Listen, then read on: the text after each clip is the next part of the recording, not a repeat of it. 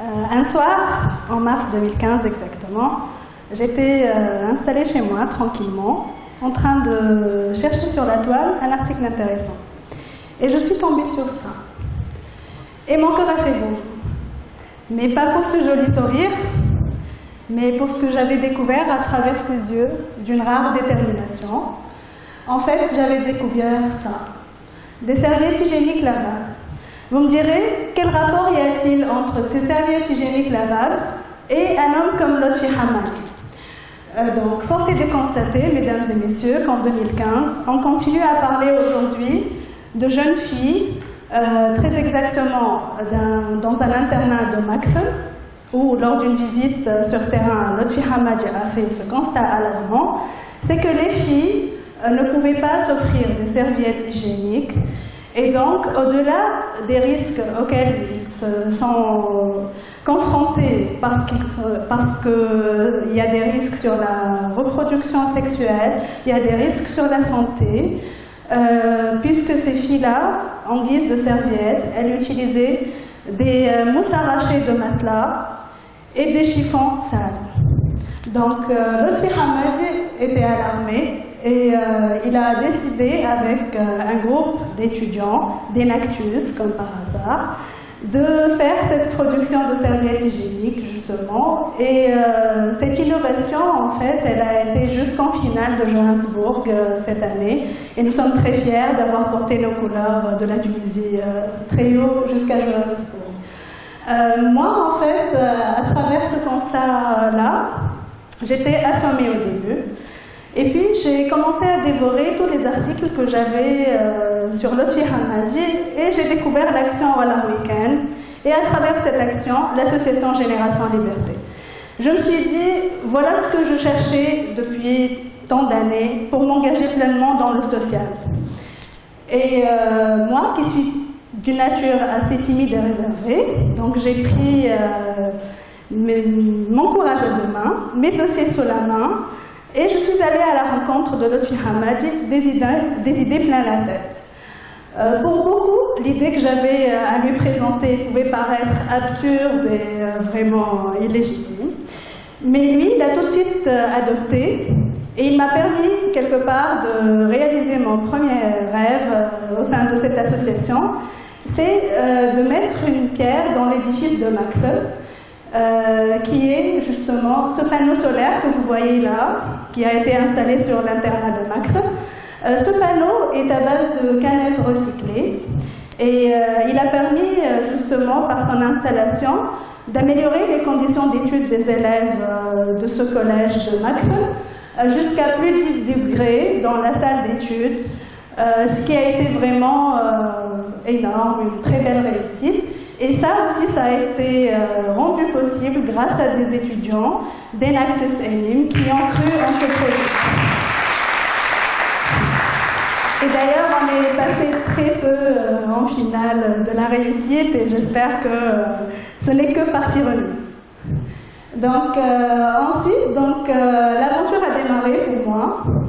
Et je me suis retrouvée en quelques mois élue présidente de l'association Génération Liberté. On a fait beaucoup d'actions. On a fait des actions culturelles pour les élèves. On a commencé et distribué les serviettes hygiéniques lavables pour les élèves de Makfel.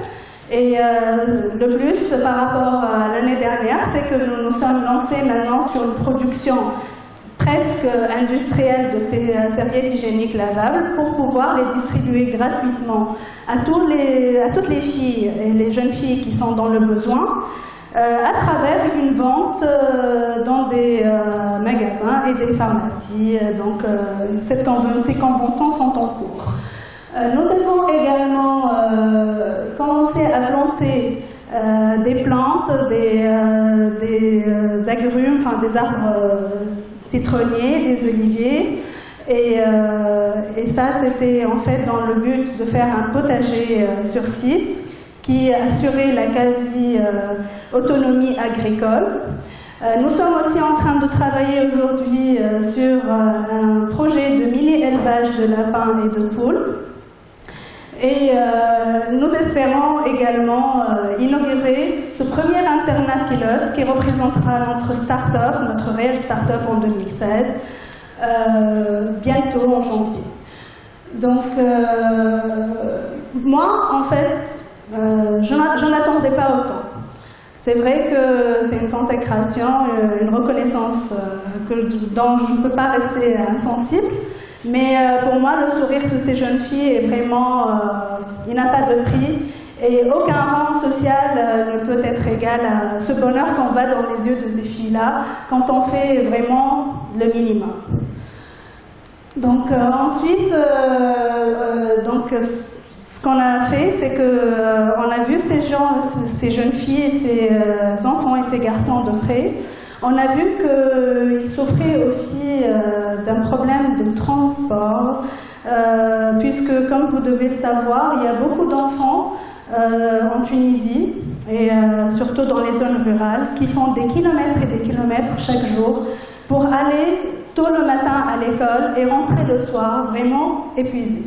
Alors, au-delà des conséquences que ça a sur la scolarité des enfants, qui sont bien sûr trop fatigués pour se concentrer à l'école et trop fatigués pour faire leurs devoirs le soir, ils sont aussi obligés de braver le froid, de lutter et de résister contre l'envie de leurs parents de les faire abandonner l'école. Et vraiment, j'ai été surprise et très touchée par leur volonté, malgré tous ces obstacles-là, à vouloir aller tous les jours à l'école et à vouloir apprendre et à vouloir avancer. Et nous nous sommes dit, en tant que Génération en Liberté, qu'on ne pouvait pas ne rien faire. Et pour ça, donc, on a réfléchi, on a fait des recherches, on a vu ce qui se faisait ailleurs en tant que projet innovant. Et encore une fois, on a pensé à une solution économique, écologique et durable, celle de se mettre à la fabrication d'une calèche qu'on a baptisée Barlakar. Donc cette calèche, en fait, elle aura cet aspect-là, elle est en cours de construction. Grâce à de généreux donateurs. Cette calèche est en fait tirée par 2 mulets et un cocher, et elle permet le transport journalier d'une trentaine d'élèves. Elle est couverte contre les intempéries, et nous avons également tracé un parcours sur 5 km à la ronde pour faire justement le ramassage scolaire au moins 2 fois par jour pour commencer. Voici notre projet.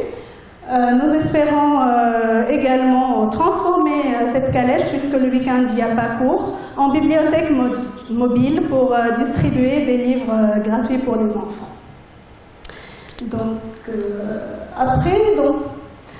Moi aujourd'hui, après toute cette action-là, je suis heureuse de pouvoir parler d'un projet complet. Ce projet-là, en fait, il vise l'autonomie agricole grâce à la mise en place d'un potager, de mini-fermes, d'arbres fruitiers et de mini-élevage de lapins et de poules. L'autonomie énergétique par la mise en place et la mise à disposition de panneaux photovoltaïques qui permettraient aux enfants d'avoir une douche chaude et d'avoir une électricité gratuite. Le minimum d'hygiène féminine en donnant aux filles et en distribuant les serviettes hygiéniques lavables pour celles qui en ont besoin. Des activités culturelles, des activités sportives par l'aménagement d'un terrain multisport et des solutions écologiques et économiques grâce au recyclage des déchets. Et ça me tient particulièrement à cœur, aussi en tant que carrière de directrice environnement, justement, de trouver des solutions de recyclage et de renouvellement de l'énergie durable. Et finalement, le transport sécurisé en calèche. Alors, vous nous direz, pourquoi nous faisons tout ça? Sur l'internat de Macfin particulièrement, on a eu 2 incendies criminels. Et ça ne nous a pas arrêtés. Nous faisons ça parce qu'aujourd'hui, nous croyons que nous sommes investis vraiment d'un devoir national d'investir dans l'enfance et l'éducation. Parce que notre Tunisie, elle a besoin de nous aujourd'hui. Et parce que nous croyons dur comme fer que l'investissement futur, c'est dans nos générations et dans nos enfants, et qu'en faisant ces actions-là, au moins on essaie d'équilibrer la donne, si je puis dire. Voilà, donc ces actions-là, elles ont été rendues possibles grâce à des personnes comme vous et moi, qui croient aujourd'hui que l'avenir de ces enfants-là et l'avenir du pays en général est entre les mains de la société civile. Nous ne pouvons pas avancer sans vous. Nous irons plus vite seuls, mais avec vous, nous irons plus loin. Vous savez, Nelson Mandela a dit « L'éducation est l'arme la plus puissante pour changer ce monde ». Mais pour changer ce monde et pour ce faire, nous, en tant que citoyens, nous devons donner l'exemple et être le changement. Incarner le changement qu'on voudrait voir dans ce monde. Donc, be the change. Wallah week-end. Et je vous laisse avec ce message de paix et d'amour. Merci.